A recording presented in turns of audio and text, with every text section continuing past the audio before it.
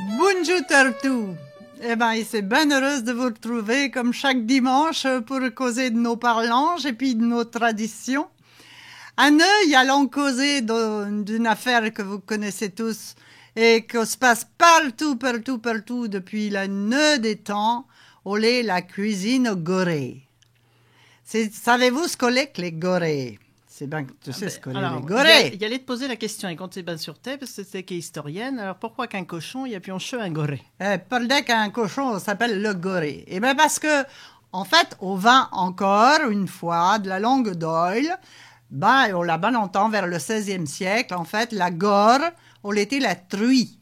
Et dans nos parlanges, eh ben, la gore, on est devenue goré.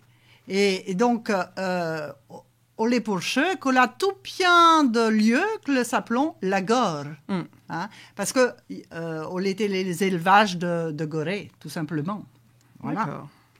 Alors, allons vous présenter donc la cuisine au goré. Mais que à faire? Alors, la cuisine au goré, ben évidemment, on se fait en hiver. Donc, si vous ne avez pas encore fait en mars, eh ben, on est grand temps de vous y mettre. Alors, allons vous donner chaque conseil, hein, pour ceux, ou peut-être ceux qui avons fait déjà les anciens, ne sont bas, mais les jeunes, pas toujours de même. Hein, de toute façon, voilà. il faut toujours être accompagné d'anciens pour apprendre. Voilà. Alors, il sait que toi, Thomas, tu as filmé. Hein? Oui, ma première cuisine au goré, je l'ai fait en 2016. Alors, allons voir quelques images, là, de cette maison-là, pour que tu as fait. Oh, là, Une vieille maison qui est restée dans son jus. Voilà. Voilà. Ah ben voilà la vieille maison. Ah, ouais, la maison de arrière-grands-parents à la propriétaire actuelle. Ah puis voilà la poêloune là. La poêloune, vous qu'on la lève. Eh oui, lève les bains. D'abord, la première chose à avoir avec soi, parce que quand ils faisaient la cuisine au cochon, on a tout plein de linge. Ils avaient besoin de tout plein de linge que se salissons. Alors la cuisine au cochon, eh ben, on se fait en hiver. Et puis, on dure 3 jours, minimum 3 jours.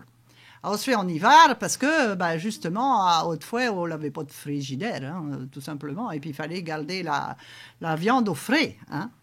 Alors, il commençait par rameuter tous les voisins parce qu'il fallait d'au monde pour tenir cette bête, hein, cette grosse bête. Dans chaque ferme, on l'avait... Moi, il sait que chez mes grands-parents, on avait 3 cochons. Parce qu'on faisait vivre toute la nuit, tout simplement, la cuisine aux cochons. Hein, et puis, on se garde des bains dans les salous, hein, autrefois. Hein, voilà. Donc, 3 cochons. Alors, le cochon, il fallait le choper par la patte de dard. Hein, et pour le sortir du tout, un cochon. Hein. Oui, le devinait ce qu'il allait lui arriver. En général, il n'était pas d'accord. Ce qu'il allait lui arriver. Oui, il n'était pas d'accord. Alors, il fallait être plusieurs pour le tenir. Oui. Hein.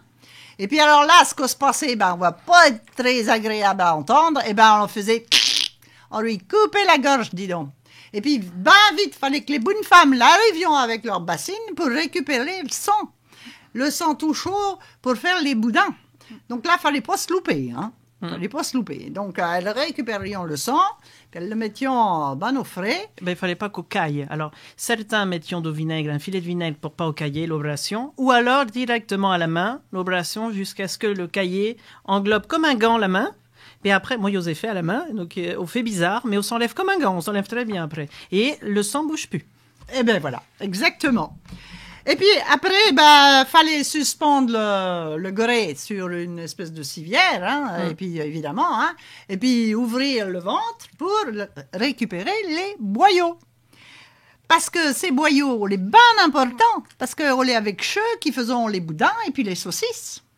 Alors, on était les bonnes femmes, comme le disons, hein, qui s'occupions de ceux, puis on n'était pas bien agréable, hein, tu peux me croire, hein. Alors, on les parlait qu'elles allions souvent dans les conches, sur les bateaux, ou si on avait de l'eau courante, comme elle disait, là, un petit ruisseau, elles se mettions à geneuil, et puis, ben, elle faisait rentrer l'eau dans les boyaux, hein, et pour faire sortir, ce qu'on avait dedans. Ce qu'on avait dedans, hein, toute une base ce qu'on avait, hein, dans les boyaux, elle n'était pas très agréable. Puis, il fallait qu'elle fassions bonne attention à ne pas percer les boyaux, surtout. Ça, parce qu'il fallait gratter après l'intérieur. Ben, oui, il fallait gratter, hein. Donc, l'avion les boyaux à lèvres courantes, là. Et puis, après, le cochon, le restait suspendu de même parce que fallait que la viande refroidisse. Donc, ils ne pouvions pas la découper avant le lendemain. Voilà. Et donc, à la veillaille, les voisins le faisaient la fête, évidemment, en attendant le lendemain. Voilà. Et puis, après, le lendemain, c'est là que l'on commençait la découpe. Et pour répartir les différents morceaux de Gorée, pour faire les saucisses, les jambons, les rôtis, etc., etc. Et donc, pour ça, nous sortions toutes les affaires dans le fameux moulin. Le moulin pour mixer, pour broyer la viande, parce que qui manions bien à la main. Eh ben voilà. Alors, donc, nous voyons là les images de... Le broyant, le pouvions broyer de l'eau de perceuil. Allons voir là Céline qui est en train d'occuper. Voilà, le broyant tout pour que ça ait mis après dans les boyaux. Tiens, allez. Allez la mère, mes D'eau perceuil, d'eaux épices. Ah ben voilà. Et puis là, voilà, une fois qu'on est fait, tout au mélange. À l'ouillette, nos enfilants, le boyau sur l'ouillette pour le remplir. Et tu savais qui était pour la longueur? Qu'est-ce qui choisit la longueur? Ah, on est la feuille la plus jeune de la maison qui choisit la longueur des boudins ou des saucisses. Et perdait que c'est la plus jeune. Oh parce pas que la plus vieille. La plus vieille, elles sont plus gourmandes. Il me semblait qu'on avait une affaire de même. Voilà, je vous ai dit. Quand tu veux. Alors, les ouillettes. Les ouillettes, oui. Alors, une ouillette. Parle-nous de l'ouillette. Alors, il y en a amené deux. Oui. Parce que la louillette à boudin.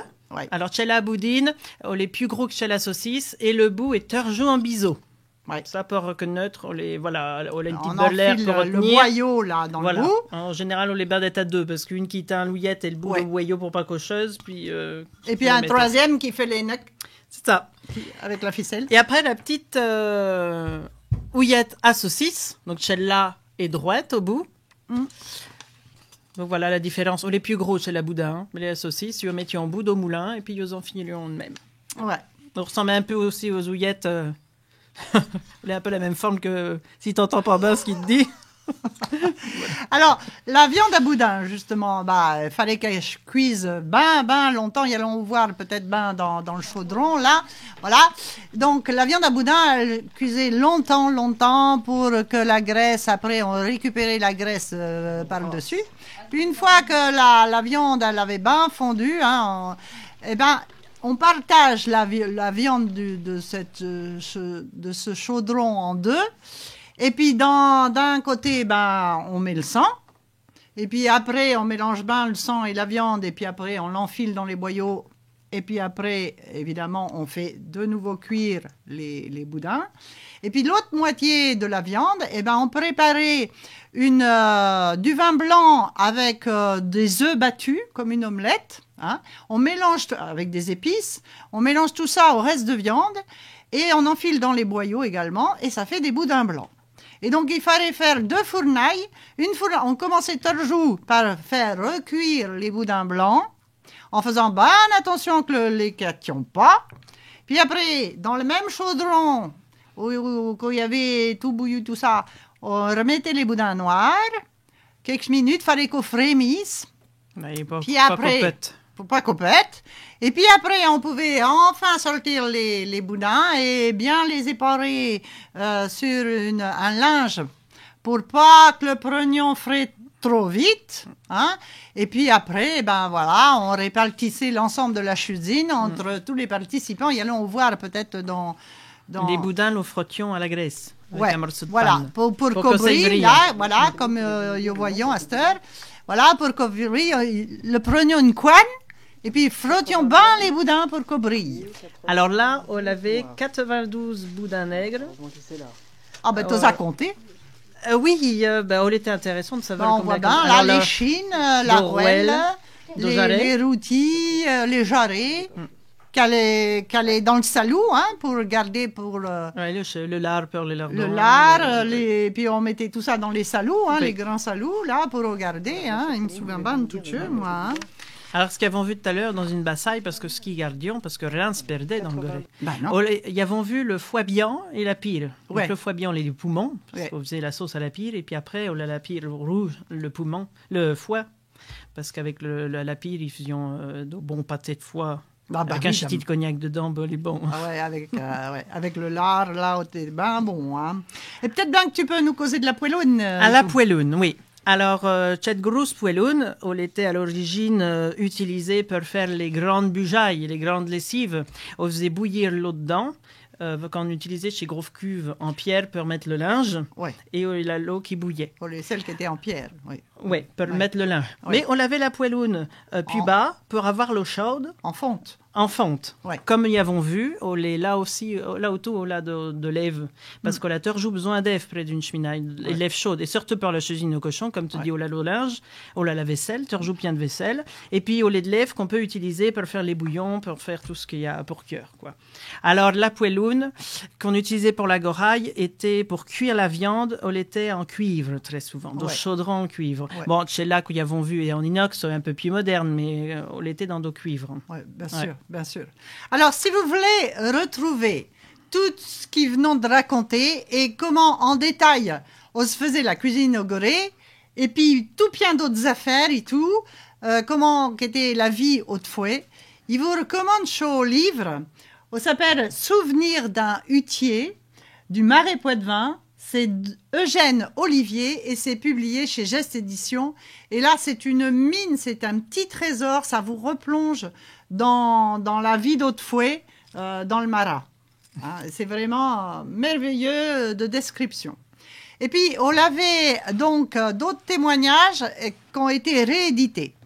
Le Centre vendéen de recherche historique a republié le manuscrit de l'abbé Pérochon. Et l'abbé Pérochon, l'avait décrit la vie quotidienne au Marais Poitevin au XIXe siècle. Et là, c'est aussi une mine d'or pour savoir comment que le vivions autrefois, nos grands-parents, arrière-grands-parents.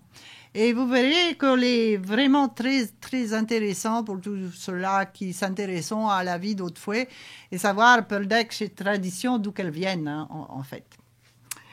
Alors, avant de nous quitter, il va vous rappeler quelques affaires. D'abord, notre rendez-vous de causerie patoisante avec les passeurs de Parlange à Noyer, le dimanche 27 mars à la salle des fêtes à partir de 15h.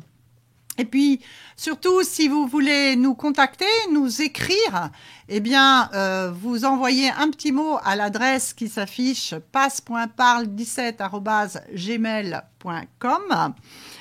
Je ne peux pas vous dire en parlant parce que ce n'est pas facile. Mais y allons vous chanter pour conclure une petite chanson. Tu vas bien prendre ton accordéon. Là, il revoit la musicologue qui revint au galop. Ah bah oui, parce que alors là, une émission sans chanson, n'est pas une émission, hein, voilà. Moi, il chante comme il cause, alors que tu veux qu'il fasse. On est de même. Alors évidemment, y allons vous chanter une chanson que tout le monde, en tout cas, qui s'intéresse aux traditions que nous sommes bien, on est la bergère au Gorée. La bergère qui allait garder son Gorée. On est arrivé tout un tas d'affaires. Il va vous en chanter. Hein? Ah, tu me donnes le temps. Ok. Quand il était chez mon grand-père, youpla la la di la. Quand il était chez mon grand-père, youpla la la di la. Les Goréens, les jardins, youpla la la di la togué, youpla la, lo lo la. En passant par la Grande, youpla la la di la. En passant par la Grande, youpla la la di la. Les Goréens sont écartés, youpla la la di la togué, youpla la, lo lo la. On l'avait le gros valet-pierre, youpla la la di la. On l'avait en valet-pierre, youpla la la di la. Qui m'a porté à manger, youpla la la di la togué, youpla la, lo lo la. Et comment veux-tu qu'il mange, youpla la la di la. Et comment veux-tu qu'il mange, youpla la la di la. Mes gorées sont écartées, youpla la la di la togué, youpla la, lo lo la. Le permis à cornemuse, youpla la la di la. Le permis à cornemuse, youpla la la di la. Ce petit à cornemuse,